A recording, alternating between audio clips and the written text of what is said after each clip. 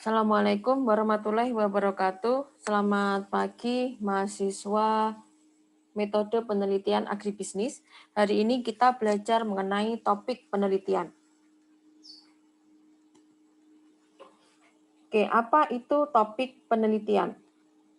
Jadi topik penelitian merupakan subjek atau isu yang diminati peneliti saat melakukan penelitian. Nah, topik penelitian ini menjadi titik awal sebuah penelitian itu akan sukses atau tidak. Kalau topik penelitiannya terdefinisi dengan baik, akan menghasilkan sebuah penelitian yang baik pula. Nah, memilih topik merupakan proses yang berkelanjutan di mana peneliti dapat mengeksplorasi, mendefinisikan, serta menyempurnakan ide-ide. Bagaimana kita mendapatkan ide penelitian?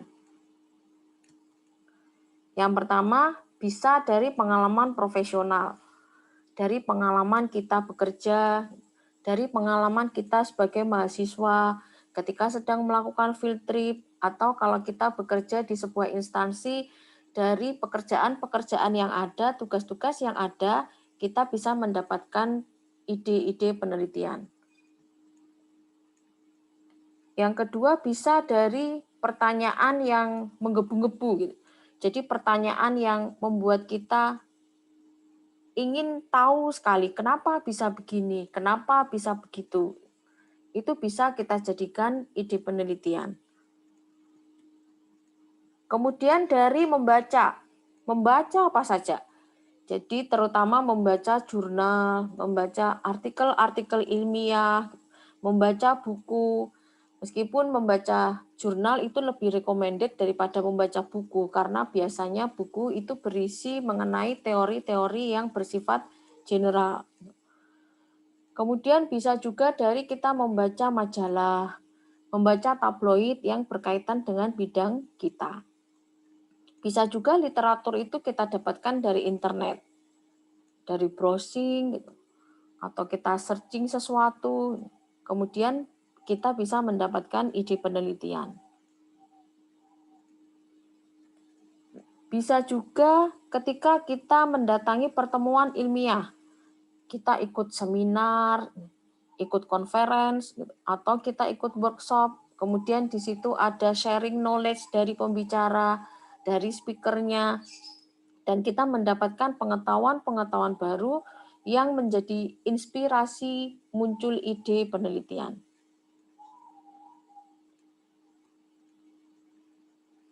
Bisa juga dari diskusi.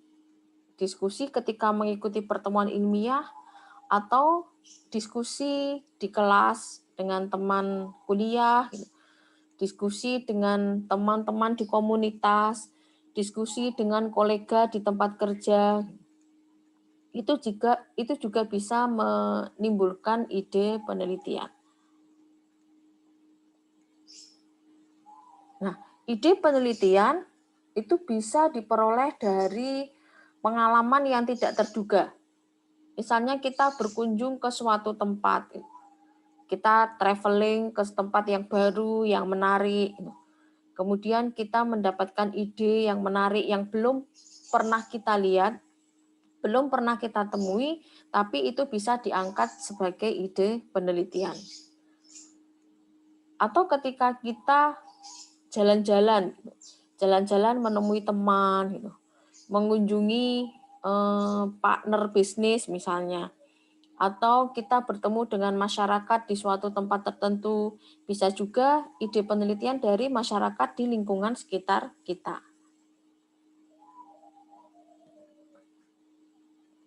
Nah, ide penelitian ini juga penting.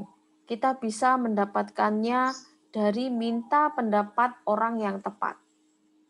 Orang yang kita percaya, orang yang kredibel. Misalnya dosen pembimbing, kemudian kita bertanya pada ahlinya, pada pakar. Bisa juga kita bertanya kepada peneliti di bidang yang kita minati, atau bertanya kepada orang yang bisa kita jadikan informan, orang yang lebih mengerti mengenai fakta atau bidang yang kita minati.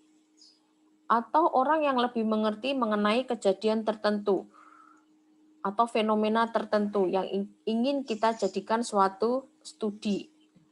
Itu bisa kita mintai pendapat.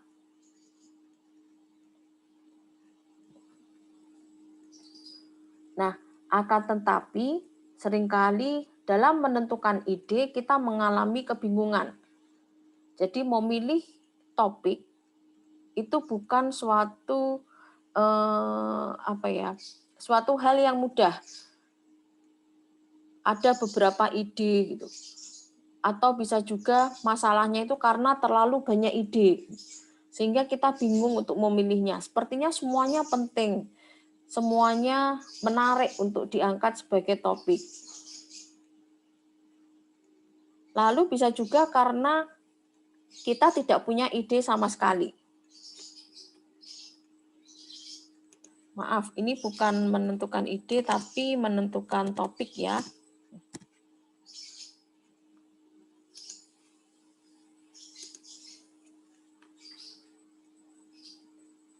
Nah, kalau kita sedang stuck, bingung untuk menentukan topik dari ide-ide yang ada, atau karena kita buntu, tidak punya ide sama sekali, bagaimana jalan keluarnya? Nah, yang pertama, kita bisa dengan mengembangkan kreativitas dalam riset. Jadi semakin kita itu kreatif dalam penelitian, maka akan semakin kita dapat terhindar dari masalah kebingungan menentukan topik. Bagaimana supaya kita bisa kreatif? Yang pertama, kita bisa mencari pengetahuan dari penelitian sebelumnya.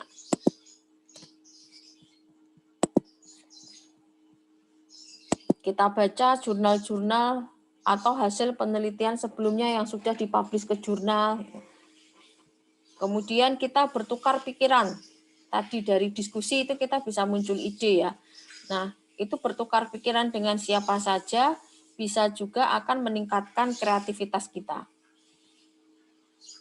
Yang ketiga, selalu melihat sesuatu itu dari berbagai sudut pandang, melihat alternatif yang lain itu. Yang bisa jadi orang tidak terfikirkan tapi kita terfikirkan, dan itu ternyata menarik kalau diangkat sebagai topik penelitian. Nah, mempunyai pemikiran yang selalu berasumsi, bertanya-tanya, kemudian kita selalu tertantang, belum tentu itu suatu hal yang berlebihan atau negatif.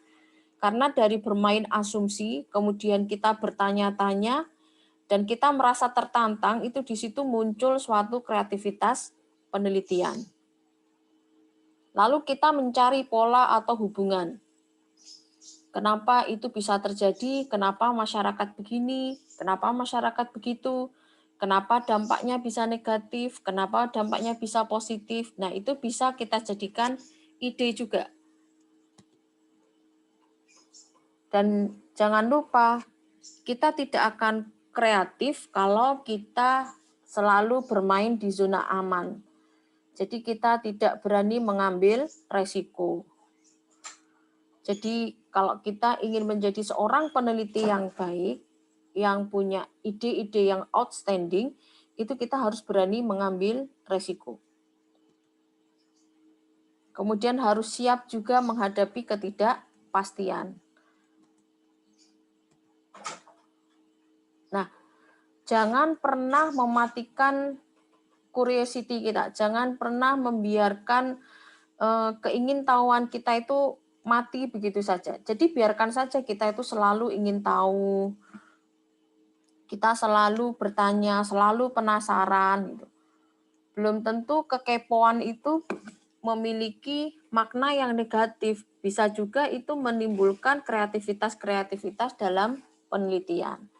Selama keingintahuan kita bukan untuk mengulik privasi seseorang ya, tapi yang itu bersifat positif, yang ada kaitannya dengan penelitian.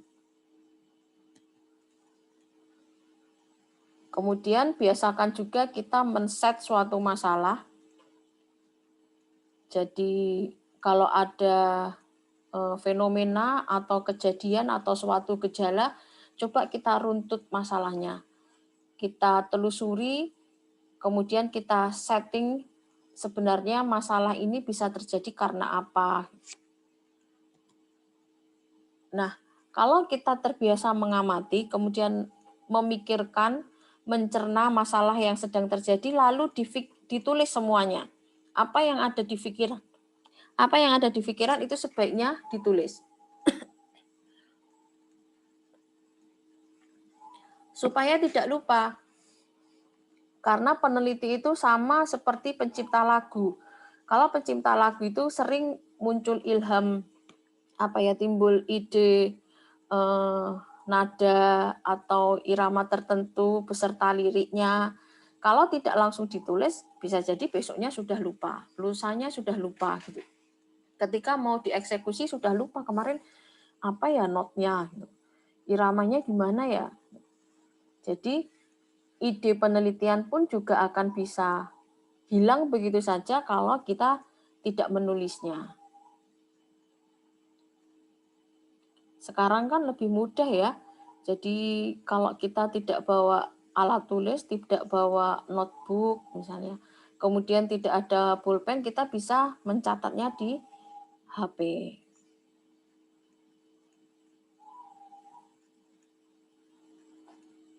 Oke, kemudian kita itu akan kreatif kalau kita bebas gangguan dan tekanan. Independence itu sangat penting supaya kita leluasa untuk berpikir, leluasa untuk melangkah, dan leluasa untuk melakukan apa saja selama tidak ada tekanan-tekanan atau batasan-batasan yang membatasi kreativitas kita. Tentu saja bebas di sini itu bebas yang bertanggung jawab ya, bukan bebas yang di luar batas. Nah, kalau kita itu kreatif, sebagai peneliti yang kreatif, kita akan menghasilkan riset yang bagus, riset yang outstanding, yang tidak biasa-biasa saja gitu.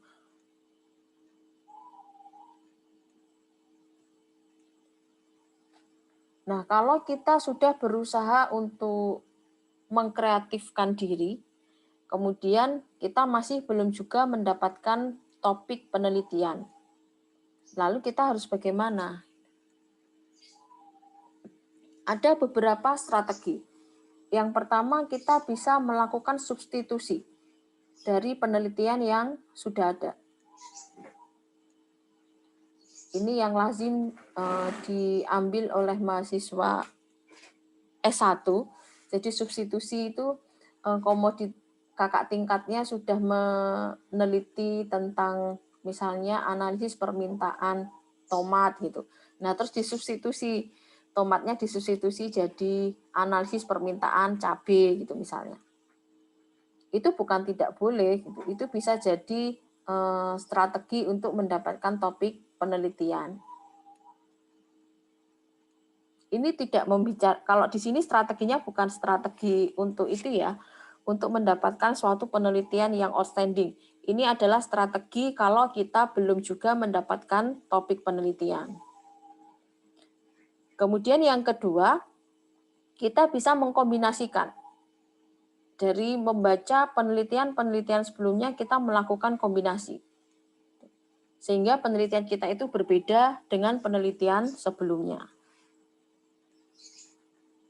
Bisa juga kita mengadaptasi hasil penelitian seorang peneliti, kemudian kita adaptasi melakukannya di daerah yang kita inginkan, yang menurut kita kurang lebih bisa dilakukan penelitian tersebut. Kalau tempatnya berbeda tidak masalah ya mengadaptasi itu. Jadi mengadaptasi itu bisa kita mengadaptasi metodenya, kemudian analisis datanya, atau kita mengadaptasi empirical modelnya, jadi model ekonometrikanya kita mengadaptasi dari peneliti sebelumnya, itu tidak masalah. Yang keempat, bisa juga dengan memodifikasi. Ada beberapa penelitian sebelumnya yang kita tertarik, kemudian kita modify yang disesuaikan dengan rencana penelitian kita. Strategi yang kelima bisa juga menggunakan untuk hal yang lain. Jadi bisa jadi penelitian yang sebelumnya itu digunakan misalnya untuk lansia, konsumen yang sudah berusia lanjut, lalu kita gunakan untuk konsumen yang masih usia produktif itu misalnya. Bisa juga kita dengan menghilangkan, ada yang kita hilangkan elemen atau komponen penelitian dari penelitian sebelumnya supaya berbeda dengan penelitian kita. Atau kita menghilangkannya karena memang kita punya tujuan tertentu. Misalnya ada variabel yang kita hilangkan karena variabel itu tidak ada di lokasi penelitian yang mau kita teliti. Atau kita bisa juga melakukan sebaliknya. Jadi berkebalikan dengan penelitian sebelumnya. Sering disebut reverse gitu. Jadi kalau penelitian sebelumnya misalnya cenderung punya ide mendukung kebijakan impor beras. Nah, kita sebaliknya, kita punya topik bagaimana supaya negara kita itu tidak melakukan impor beras. Kemudian kita angkat sebagai topik penelitian.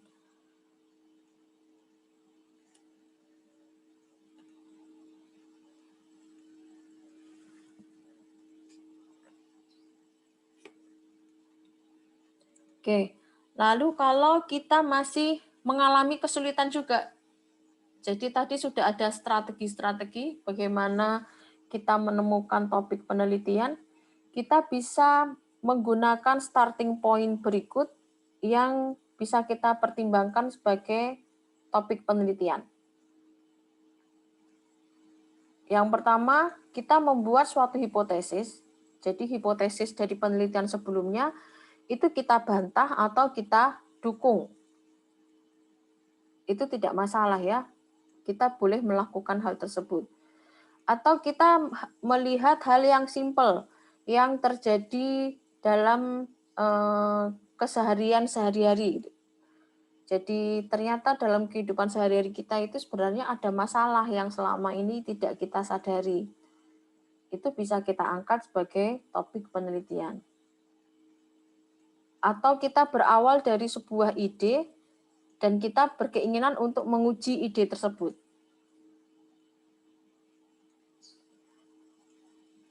Misalnya kita tidak punya suatu spesifik masalah yang spesifik, jadi masalahnya itu general. Apakah itu bisa diteliti? Bisa. Jadi kita bisa juga bermula dari sebuah keadaan umum, kondisi umum yang general, lalu kita teliti. Kemudian kita bisa juga berangkat dari fenomena atau konsep yang memerlukan deskripsi atau penjelasan. Jadi selama ini misalnya kajian tersebut itu belum ada definisinya. Lalu kita membuat suatu deskripsinya, kemudian kita membuat suatu penjelasannya. Nah, ini kita jadikan langkah awal menentukan topik. Kemudian starting point yang keenam, ini sepertinya simple ya, tapi itu bisa kita jadikan topik.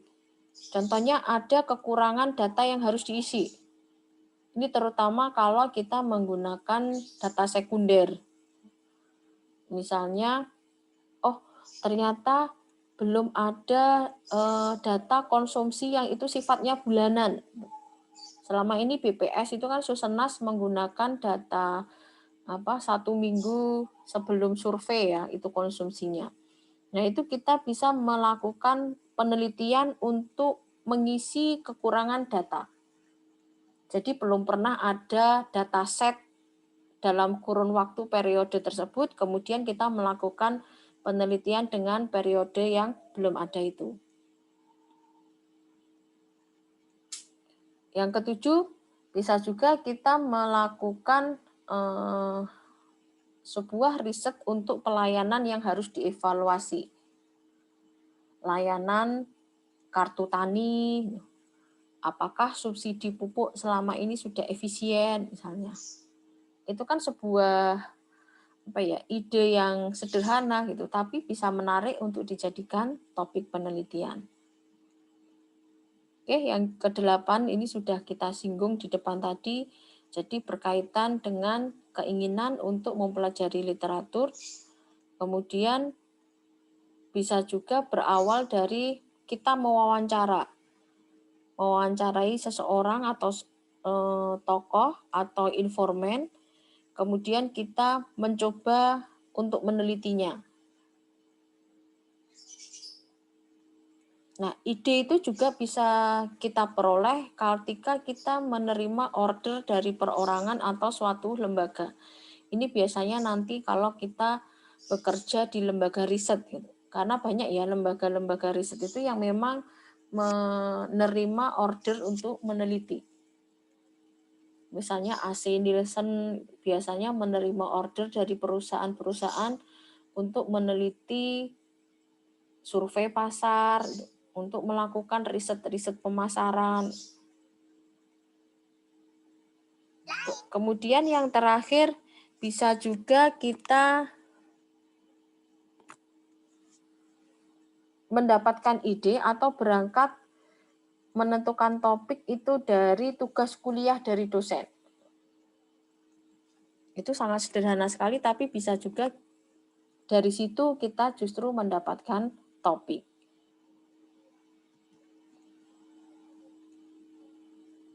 Bagaimana topik penelitian yang baik? Tentu saja yang dapat dilaksanakan. Jadi meskipun topiknya itu wow gitu ya, tapi kalau itu tidak mungkin untuk dilaksanakan, tentu saja tetap bukan merupakan topik yang baik.